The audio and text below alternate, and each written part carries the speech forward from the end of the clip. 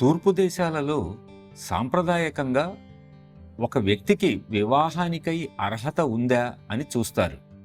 మరి అర్హత అంటే ఏమిటి? అదే నైతిక అర్హత.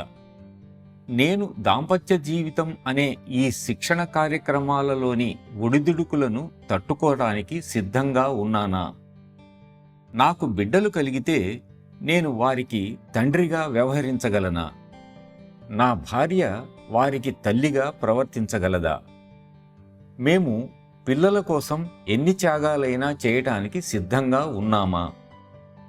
వాళ్ళ కోసం కష్టాలను సహించటానికి, వారికి రాబోయే కష్టాలను దుఃఖాలను మాపై వేసుకోవడానికి సంసిద్ధులమా?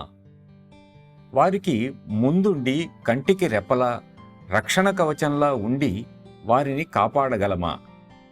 అందుకు సిద్ధపడితే మీరు తల్లిదండ్రులు అనిపించుకోగలరు. అలా కాకుంటే మరి పిల్లలే వద్దు, వారి గురించి తాపత్రయం వద్దు.